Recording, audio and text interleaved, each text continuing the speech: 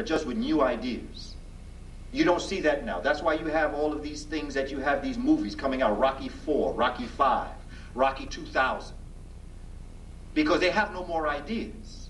See, the idea of Rocky was for the European once again to beat Muhammad Ali. That was the image of Rocky. That's why it was so popular. Because when you look at it, Rocky wasn't really that great a film. And it wasn't made that good either.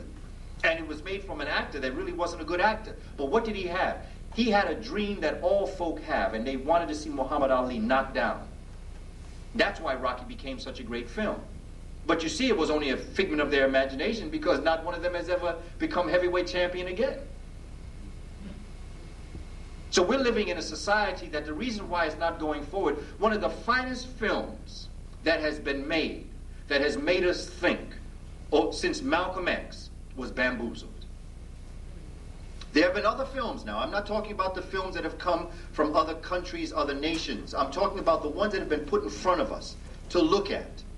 In terms of creativity, using that camera in ways that cameras are not used. They don't have good ideas. All they can do is play with that computer. And why? Because the computer is something that they can physically manipulate. So it becomes something that they become good at. But even they did not create the computer, because I've seen pictures of sisters in ancient Kemet sitting before what would be a computer board. The whole idea of chess came from Senate, came from a strategy.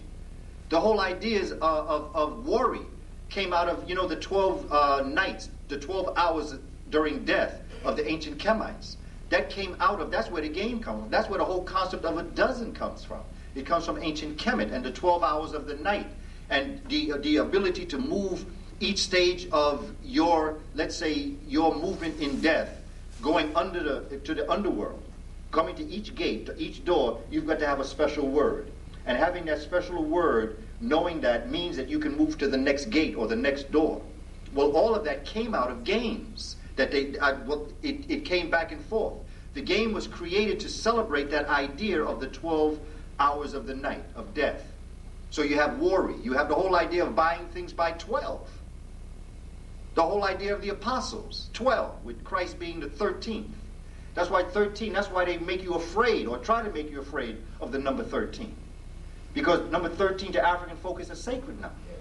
It's a very important number. And I'm into Panthers, so you know how I feel about that black cat crossing my path. I'm looking for the black cat cross my path. These are the images that they've given us. This is the illusion that we're living under. And as long as they can, there's a brother, Wade Nobles, Dr. Wade Nobles in California, that says that power is the ability to define someone's reality and have that person accept that definition. We're living under conditions where they have given us an illusion and we have bought into the illusion and we believe this illusion. We're living this illusion. And even though something is an illusion, if you accept it, it becomes a reality. Yes, sir. Even though it's an illusion. It is your reality. So you create out of something that does not exist, something that does exist, because you create a life system that goes according to that illusion. So therefore, it's no longer an illusion. And this is what we're facing as a people. We are a mighty people, brothers and sisters. When you look at our history and you look at what we've been through, what they did to us, there's no reason why we should be here. There's no reason why we should be able to function intelligently as we're functioning. We're not supposed to be here. We are supposed to be back in Africa. We are supposed to be stark raving mad, or we are to be dead. But we are not meant to be in a room like this making sense with each other. We are not meant to be here being able to give each other money in terms of our trade. We should have been so bamboozled that we don't even know who we are. Yet not only do we know who we are, but we have embraced our past, realizing that it's not so much that it is to build new pyramids, it is to take the concepts of the brilliance that built the pyramids and move into the 21st century. Because our ancestors did the pyramids so well, we don't have to redo pyramids. That's not the purpose of the pyramids. The pyramids have served their purpose. They went on to building temples. The temples served their purpose. What is next now? And this is the story that we've come upon, because I've often said that you cannot understand the predicament that we find ourselves in today if you do not understand what happened in 1492, October 1492. You cannot understand what happened in October of 1492 if you don't understand what happened on January 2nd, 1492, the day that Boabdil was expelled from Granada, the last finest leader of Spain. Spain, Europe has not been the same. In fact, they have been devolving since the Moors were expelled from Spain. Nothing new has come out of Europe since that time. You can't understand what happened in January 2nd, 1492 if you don't understand what happened in July of 710 when the Moors first came in to Europe. You can't understand what happened, why the Moors would be there, if you don't understand the fundamental principle of what happened during the Byzantine Empire, during the Roman Empire, during the Greek Empire, and what the Greeks got from the Chemites. So you can see that from what I've outlined to you moving backwards, if you understand what happened in the past, you can understand the present. If you can understand the pattern from the past to the present, you then just apply the pattern like a mathematical equation to your present, and you can project your future. What they are hoping is that we don't get this formula together, that we don't see this pattern that has happened.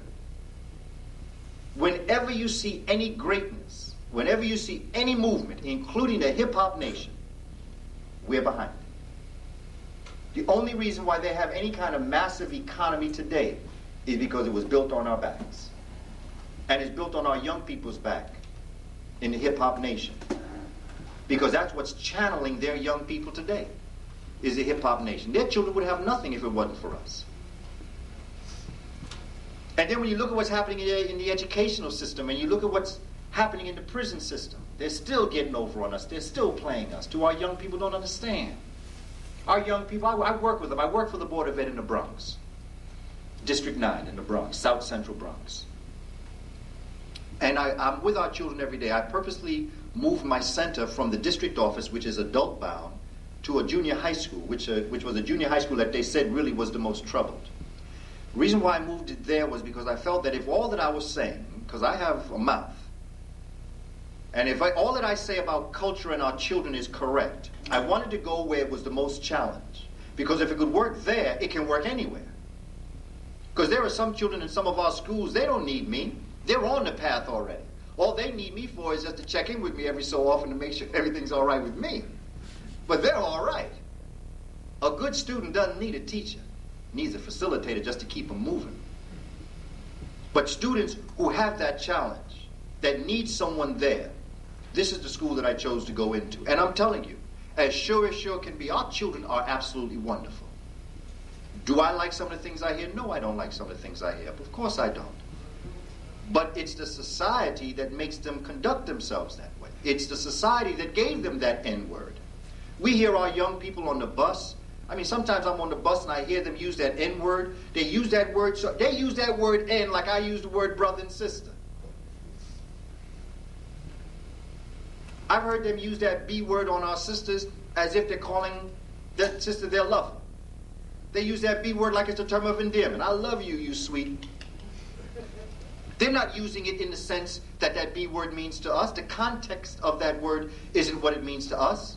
But when we hear it because of our context, it sends shivers up my spine. Even to this day, that N-word is unacceptable to me.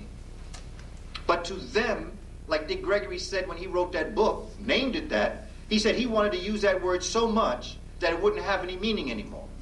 Well, to the new generation that embraced that word, he was right. But to the older generation that lived through it, he was wrong.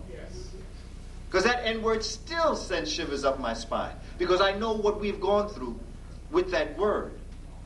I know that B word. I know them calling our women that B word on the plantation. See, our young people may not remember that because that bridge to history may not be there for them, but it's there for me. It's there for you, because I can see some of you agreeing with me. So I know that that B word and that N word, it means something to us. It's a curse on us. It's a word that we should never use. But nonetheless, it has been used. It's been used around our children.